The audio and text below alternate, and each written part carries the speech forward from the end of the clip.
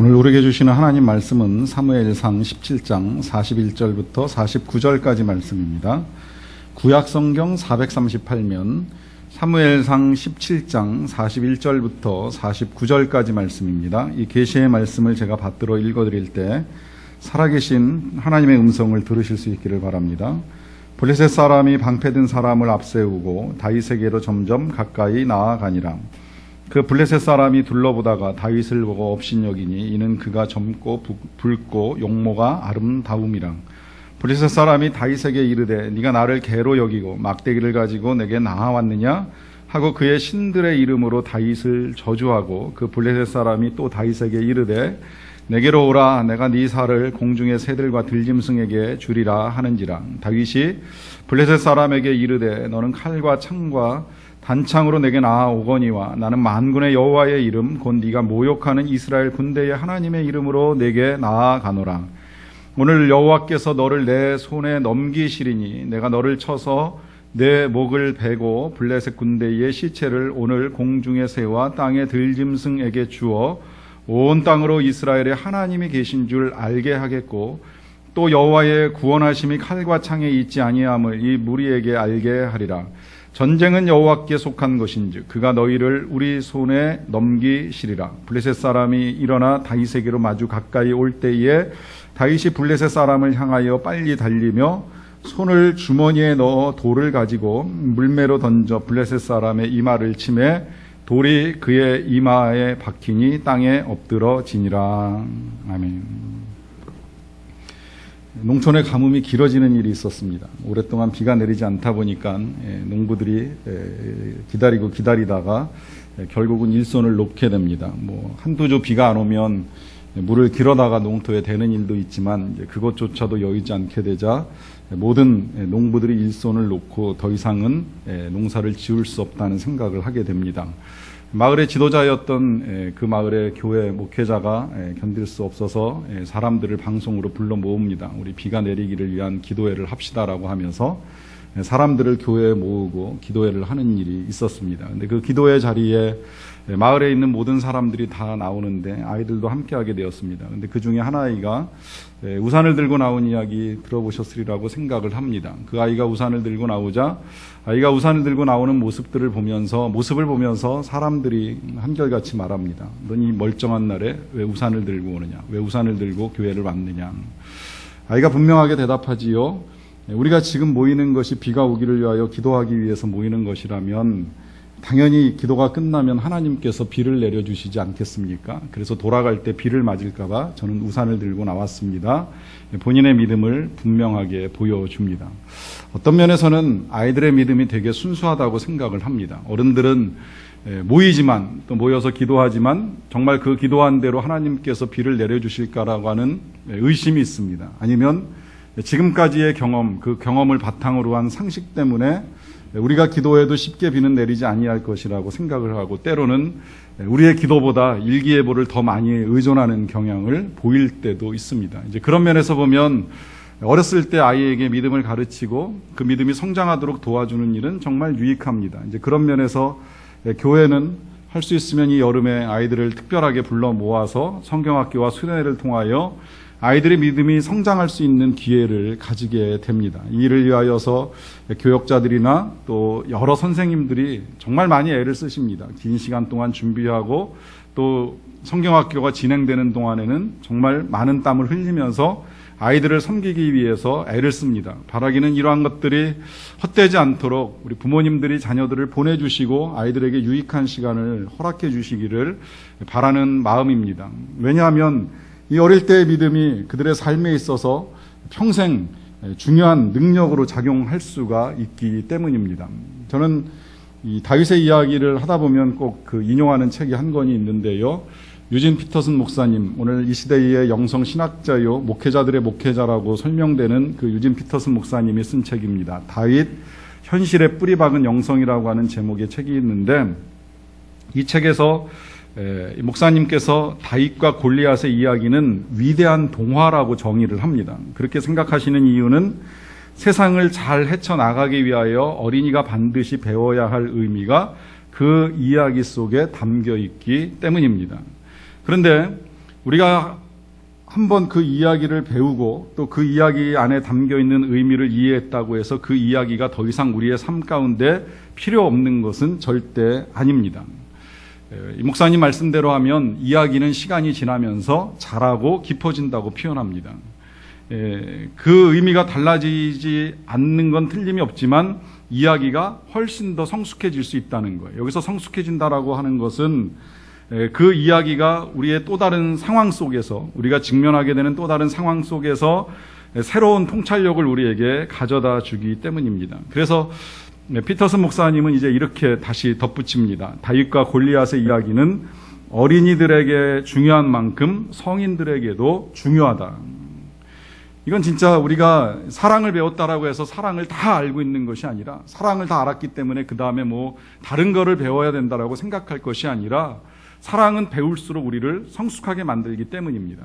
마찬가지로 이 다윗의 이야기, 능히 알고 있고 많이 들었던 이야기지만 또 들어야 될 필요성을 우리가 제시하는 것은 이 다윗의 이야기가 또다시 성숙한 우리들에게 성숙한 사고방식을 제공해주고, 그 성숙한 사고방식이 특별히 골리앗 같은 존재를 만날 수 있는 이 세상 속에서 다른 능력을 우리에게 허락해 주기 때문이라고 하는 것입니다. 그래서 이제 우리는 이 인생의 골리앗을 만날 때 어떻게 할 것인가 질문 앞에 제일 먼저 우리가 그것을 극복할 수 있다라고 하는 믿음을 가지는 일 필요하다고 말씀드렸고요. 그 다음에 이제 그 믿음이 또한 낙담하지 않는 것, 그리고 과거에 우리의 삶 가운데서 하나님이 주신 경험들을 의지하는 것, 그리고 우리가 익숙한 것들을 활용하는 것이라고 하는 것도 함께 나누었습니다. 그리고 이제 무엇보다도 우리 하나님께서 우리를 도우실 것에 대한 믿음을 갖는 일이 필요한데요. 자, 그렇다면 오늘 이제 여기 우리가 가져야 되는 믿음은 도대체 무엇이고, 그 믿음을 다윗에게 있어서 구체적으로 어떻게 드러나는지를 함께 보기를 원합니다. 먼저 그 믿음을 한마디로 정의하자라고 하면 그것은 하나님의 영광을 추구하는 것이라고 할 수가 있습니다. 45절 말씀을 제가 다시 한번 읽어드리겠습니다.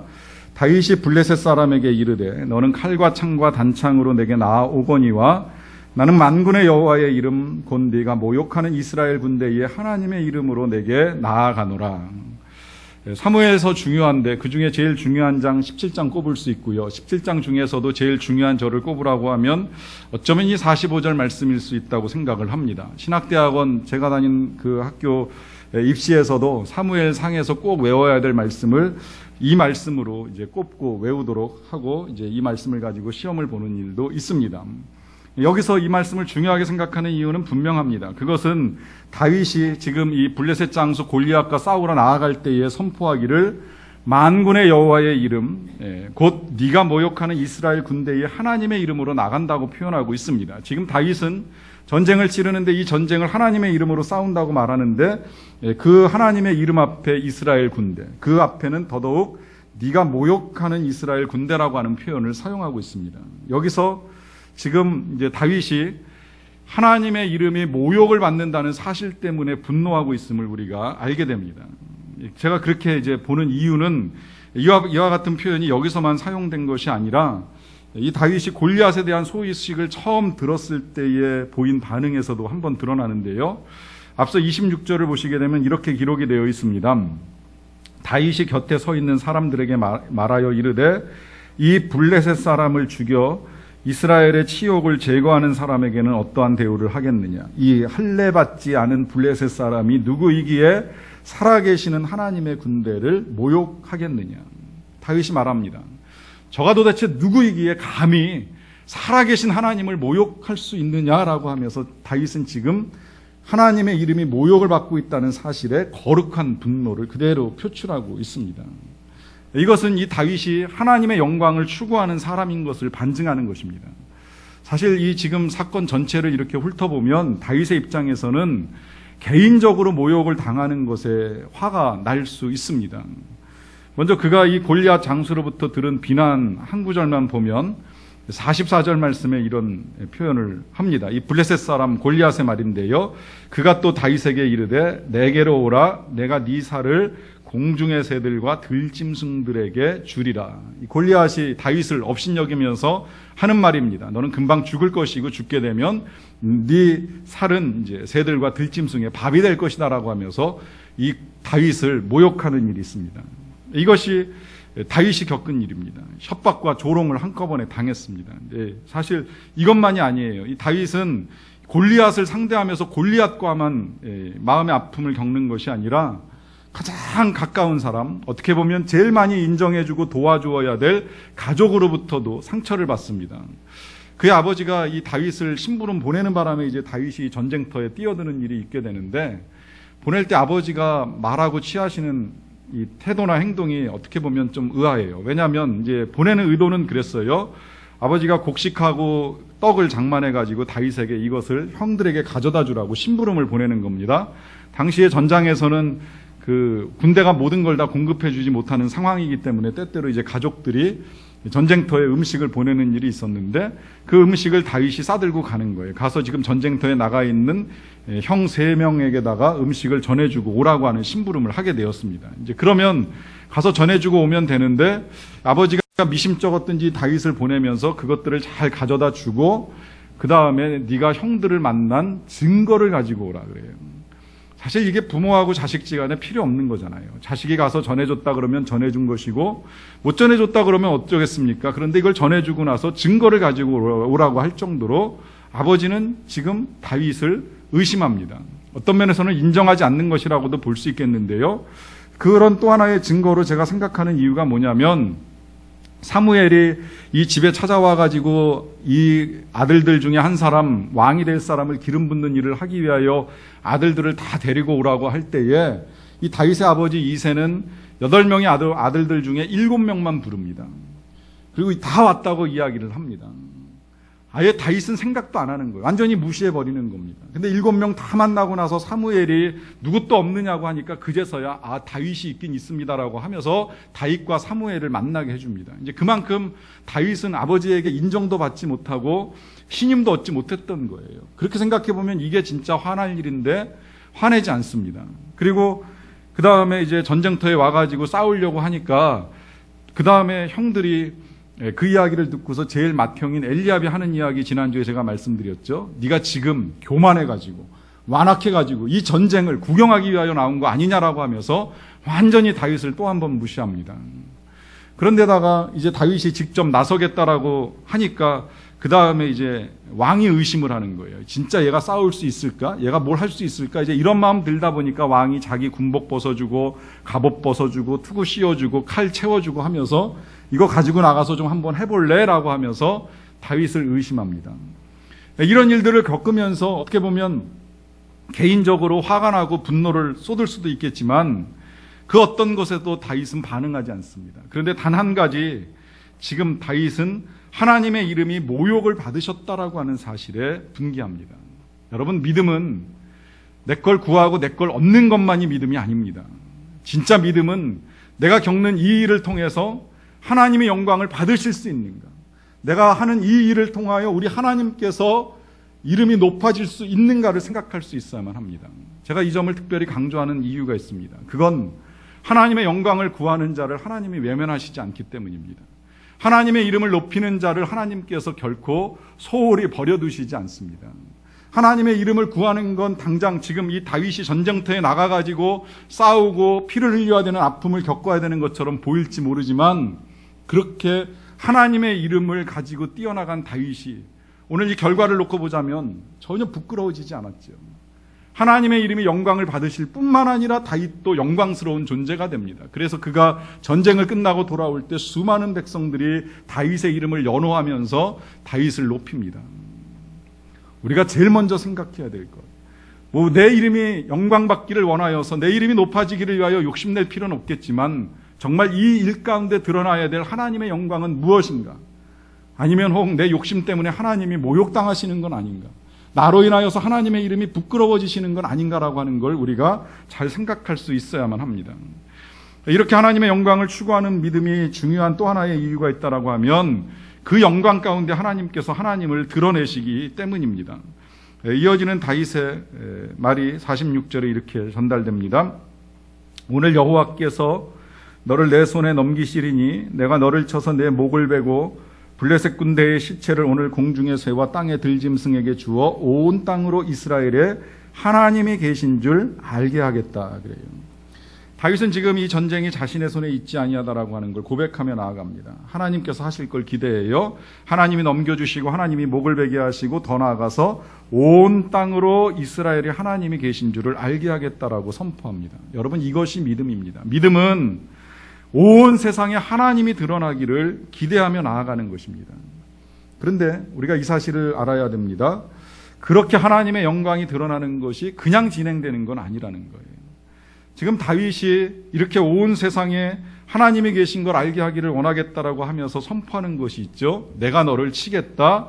블레셋 군대의 시체를 공중의 새와 땅의 들짐승들에게 줄 것이다라고 하면서 지금 자신이 하는 일을 통하여서 하나님을 드러내고자 합니다. 이것은 다윗이 이 전쟁터에서 필요하다면 손에 피를 묻히는 고통을 감수할 것을 각오하는 것입니다.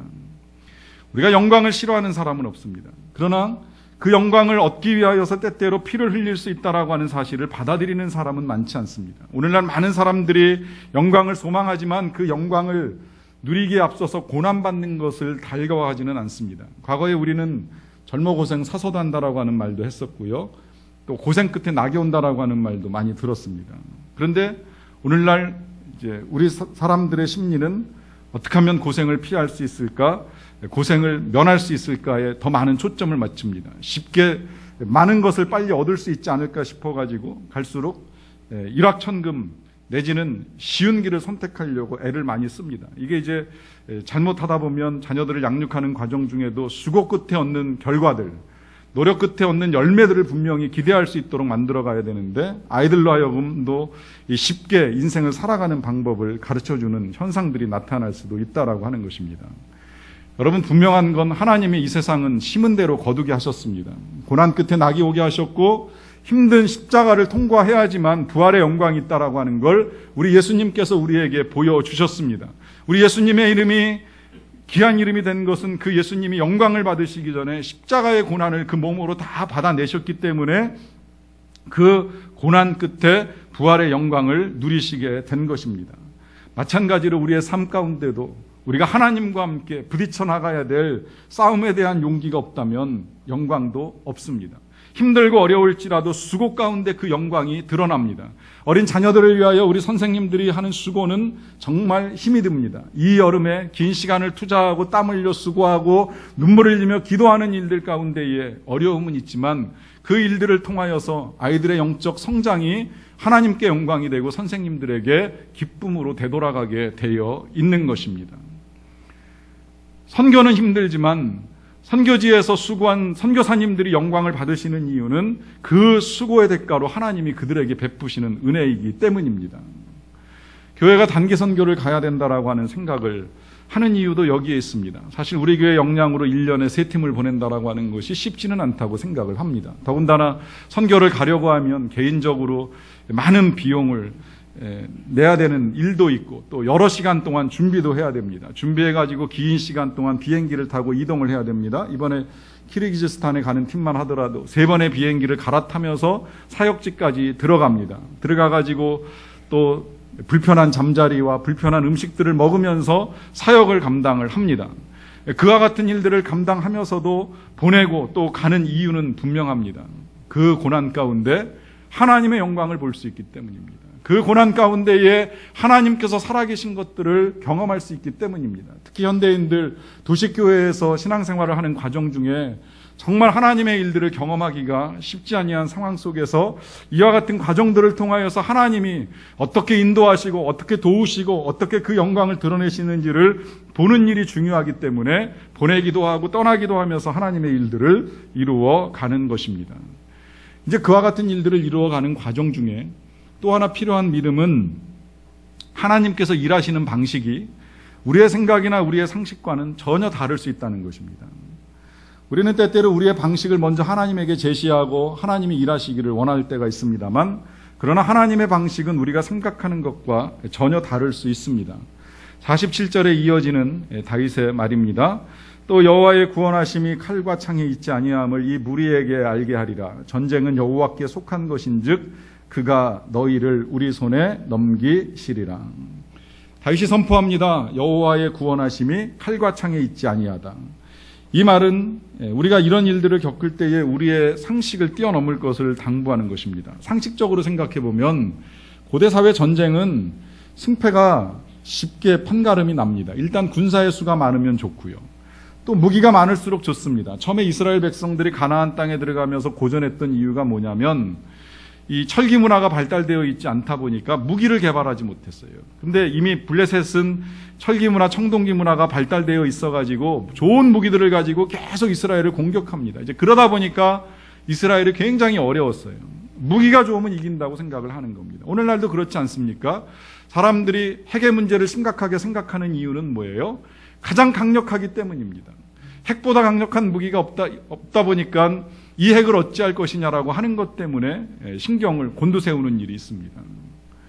고대 사회의 전쟁은 칼이 많고 창이 많고 잘 싸울 수 있는 보병 많고 잘 달릴 수 있는 기병 많으면 얼마든지 이길 수 있다라고 생각합니다. 이제 그런 중에 골리앗같이 등치도 큰 장수 한 명 더 있으면 그것만으로 전쟁은 끝났다 이렇게 생각하는 거예요. 한쪽은 이겼다고 생각하고 한쪽은 끝났다고 상식적으로 판단을 내리는 거죠. 근데 성경을 읽어나가다 보면 하나님의 전쟁은 절대 그렇게 진행되지 않습니다. 이스라엘 백성들이 싸워본 적도 없이 애굽을 떠나가지고 광야로 들어갔을 때 제일 먼저 치른 전쟁이 아말렉과의 전쟁입니다. 처음 치르는 전쟁인데 이 전쟁의 승패는 전쟁터에서 갈라지지가 않았습니다. 그 전쟁이 치러지는 동안에 그 전쟁터 옆에 있는 르비딤 언덕에서 그 백성의 지도자였던 모세가 손을 들고 하나님께 기도합니다. 손을 들고 기도하다 보면 전쟁이 이기고 그 손이 피곤해서 손을 내리게 되면 전쟁에 패하는 일들이 일어났습니다. 이제 그러다 보니까 아론과 훌이라고 하는 사람이 양옆에서 모세의 팔을 들어주고 손이 내려오지 않게 하고 계속 기도를 도와줍니다. 이 기도 가운데 첫 전쟁을 승리로 이끌어냅니다. 그렇게 승리한 이스라엘 백성들이 가나안 땅에 들어갈 때 역시 제일 먼저 치른 전쟁이 여리고성 전쟁입니다. 다들 아시겠지만 이 여리고성 전쟁 칼을 뽑지 않았습니다. 창을 들이대지도 않았습니다. 그저 그냥 그들이 한 건 매일같이 가서 여리고성 한 바퀴 돌고 오는 게 전부였습니다. 마지막 날 좀 피곤하겠지만 7바퀴 돌고 온 것이 전부였는데 그 7바퀴째에 여리고성이 무너져 내리면서 이스라엘 백성들은 여리고를 차지합니다. 가나안 땅에 사는 동안에도 그랬어요. 가끔 여러 나라 공격받는데 미디안 공격받을 때 10만 대군이 쳐들어왔습니다. 군대를 이끌던 기드온 사사는 많은 사람들을 모집한 것이 아니라 오히려 모인 사람들을 다 돌아가게 하고 300명만 추립니다. 그리고 이 300명의 사람들을 데리고서도 다른 무기가 아니라 횃불과 항아리와 나팔을 가지고 전쟁하러 나갑니다. 그런데 승리합니다. 이것이 하나님의 방식입니다. 인간의 상식과 인간의 방법을 뛰어넘어서 일하시는 하나님의 방식이 이렇게 진행되는 것입니다. 다윗은 이걸 알고 있었어요. 그래서 선포하기를 하나님의 이름으로 나아간다라고 하면서 하나님의 이름으로 달려가는 것입니다. 여러분 인생의 골리앗을 만날 때 인간적인 생각으로 계산하지 마십시오. 이렇게 하면 해결될 것이라 하나님이 이 방법으로 도와주셨으면 좋겠다라고 생각하지 마십시오. 전혀 생각지 못한 방법으로 하나님의 은혜가 임할 수 있습니다. 또 그와 같은 생각을 하실 때에 지금까지의 경험, 여기서 말씀드리는 경험은 과거에 하나님이 은혜를 베푸셨던 경험을 가지고 말씀드리는 거 아니에요. 지금까지 되지 않은 일들에 대한 경험을 가지고서 쉽게 판단하고 결정하지 마시라는 겁니다. 이게 예를 들면 어제 새벽에 우리가 묵상한 말씀인데 예수님이 만난 환자 가운데 12년 동안을 혈루증으로 앓던 여인이 있습니다. 그 12년 동안 병만 앓은 것이 아니라 많은 의사를 찾아다녔어요. 근데 고치지 못하니까 괴로움이 커졌어요. 재산 다 허비했습니다. 좋은 의사 만나서 빨리 좀 치료받고 싶었는데 치료가 되기는커녕 병이 더 악화가 됐습니다. 그런 일을 12년 동안 경험했다 그러면 그 경험 속에 나오는 일반적인 상식은 뭐예요? 이젠 안 돼. 더 이상 할 수 없어. 예수 아니라 예수 아버지 하나님이시라도 이건 할 수 없는 일이야. 이렇게까지 생각할 수 있는 거예요. 그런데 여인은 절대 그렇게 생각하지 않습니다.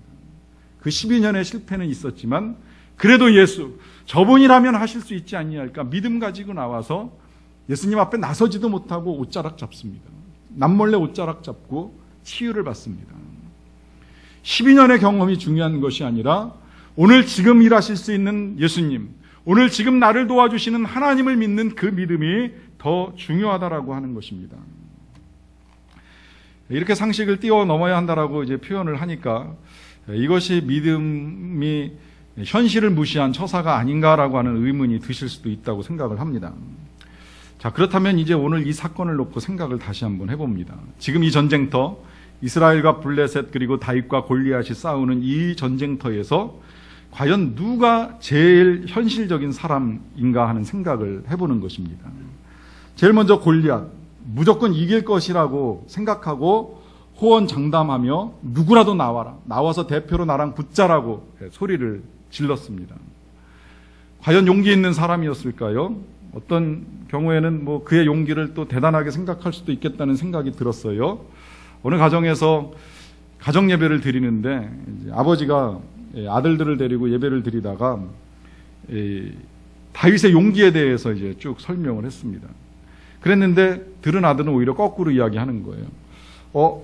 골리앗이 진짜 용감한 것 같은데요. 그래서 왜 그러냐 그랬더니 다윗은 아무리 작아도 하나님께서 함께 하시니까 나가서 싸우는 거 당연한데 골리앗은 아무리 클지라도 하나님께서 함께 하시지 않으니 자기만 믿고 싸우니 얼마나 용감해요. 저는 이 아이의 말이 틀리지는 않은 것 같아요.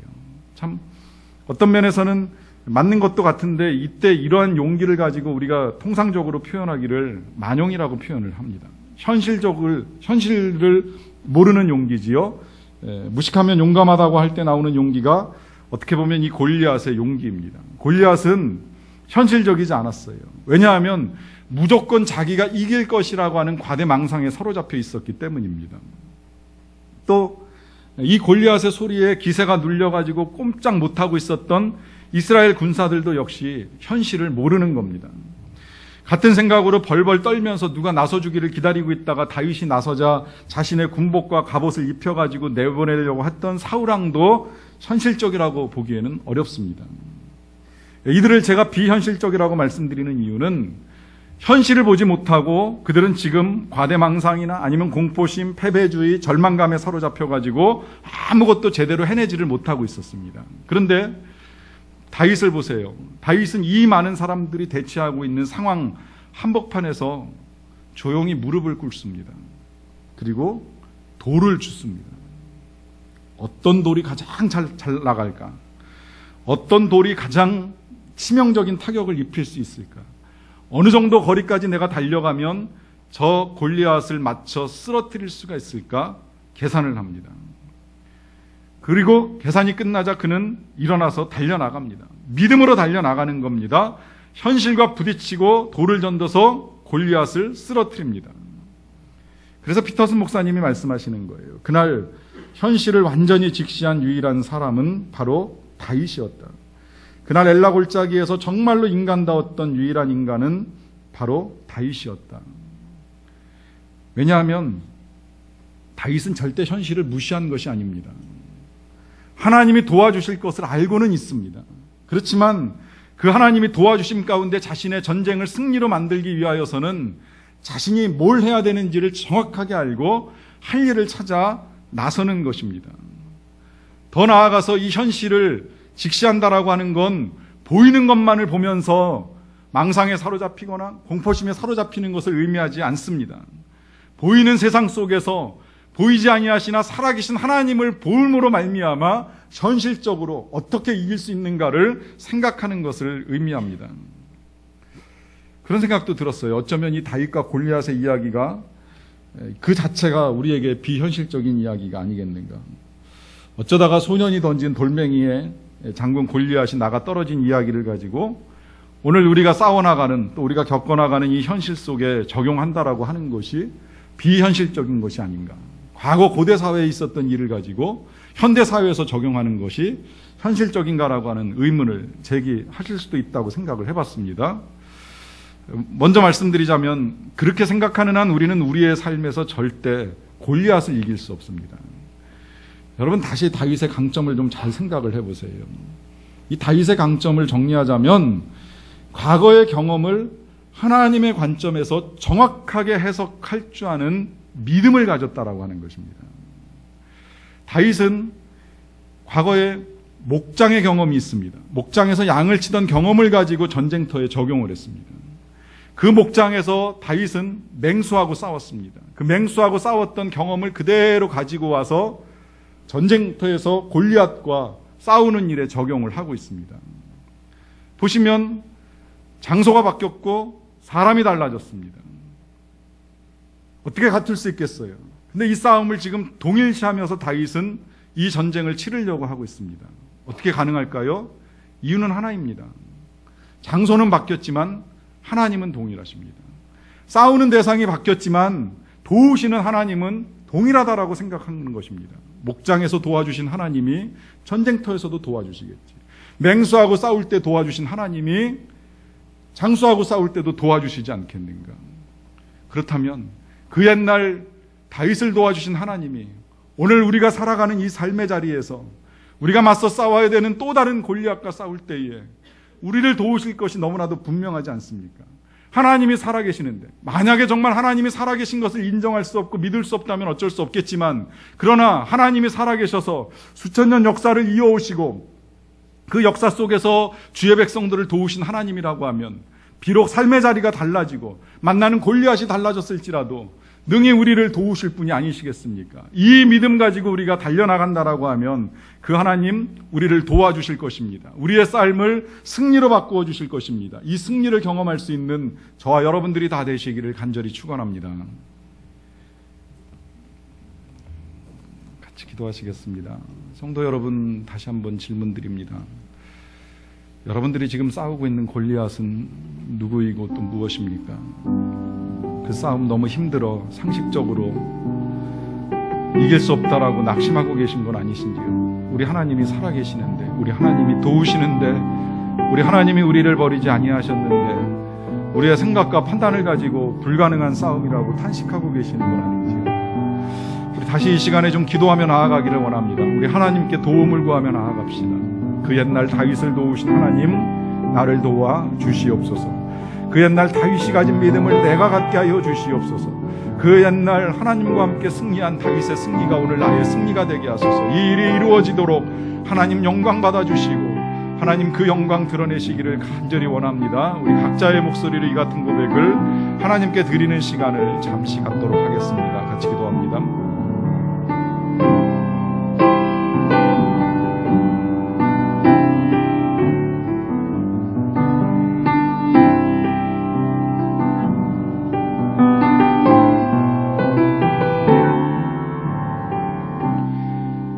사랑의 아버지 하나님, 감사합니다. 오늘 이 시간 다시금 우리를 부르사 우리가 우리 하나님께서 살아계신 것과 우리가 믿음으로 달려나갈 때에 하나님 도우시고 승리케 하심을 보고 알게 하시고 믿게 하여 주셔서 진심으로 감사드리옵나이다. 다시 우리의 현실을 직시합니다. 우리 눈앞에는 골리앗만 있는 것이 아니라 우리를 도우시는 하나님이 계신 것을 바라보며 나아갑니다. 그 하나님 함께 하실 때에 우리가 능히 이기고 승리하며 하나님께 영광을 올려드리고 그 영광 보게 될 줄로 믿사옵나이다. 감사드리며 예수님의 이름으로 기도하옵나이다. 아멘.